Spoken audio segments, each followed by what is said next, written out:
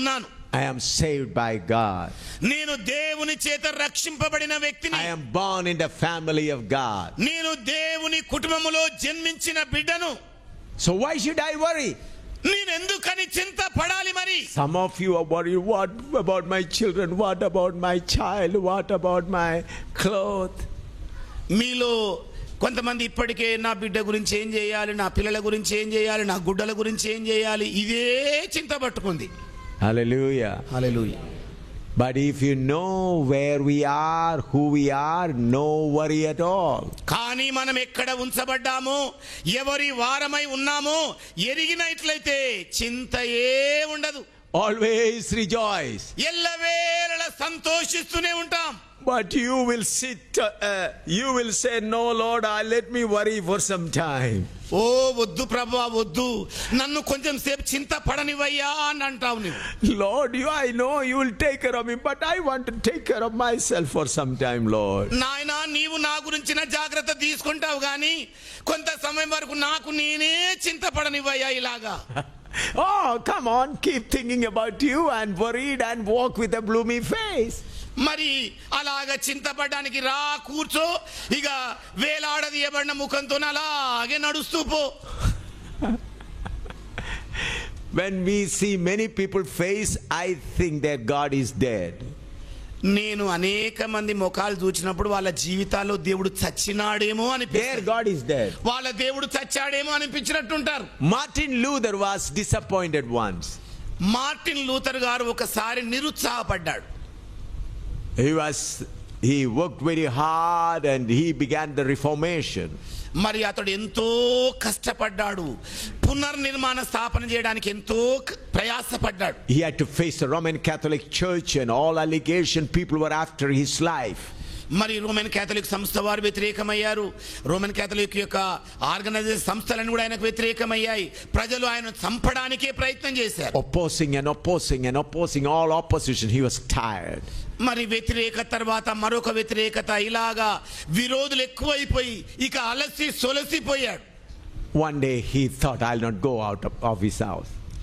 ఒకనాడు ఇలాగా అనుకున్నాడు, ఇక నేను ఈ ఆఫీస్ కార్యాలయాన్ని వదిలి I will not go. నేను పోలేనేమో అనుకున్నాడు. He was lying on the bed. అతడు పడకలో పడుకొని ఉన్నాడు. His wife came to know he is on the bed because of disappointment. ఆయన భార్యకు తెలిసి వచ్చింది ఏంటంటే నిరుత్సాహంతో ఆయన పడకలో అలా పడుండి ఉన్నాడని. He is not drinking, he is not eating. ఆయన తినడం లేదు, త్రాగడం లేదు, lying only. పడుకొనే ఉన్నాడు. There in their country, when somebody dead, they will all put on black clothes. మరి ఎవరైనా చచ్చిపోతేనండి ఆ సమయంలో నల్ల దుస్తులు ధరింపజేస్తారు. That is their system. అది వాళ్ళ వాడుక. If anybody died, to show or express their sorrow, all put on black dress. మరి ఎవరైనా చనిపోతే విషాద సూచకంగా వీళ్ళు నల్ల దుస్తులు ధరించి చూపెడతారు. So Martin Luther's wife put on black cloth. ఇక మార్టిన్ లూథర్ గారి భార్య నల్ల దుస్తులు ధరించుకుంది. She began to walk up and down before him. ఇక ఆయన ఎదురుగా కిందికి మీదికి నడవడం మొదలు పెట్టింది. Then Martin Luther asked, who is dead? అప్పుడు మార్టిన్ లూథర్ గారు అన్నాడు, ఎవరు చచ్చిపోయారు? Hold on, I'll tell you later. ఆగండి తర్వాత చెప్తానులే మీకు అన్నది. He got anxious. ఆయనకి ఎక్కువ ఆశ అయిపోయింది. Who is dead? ఎవరు చచ్చారో చెప్పు.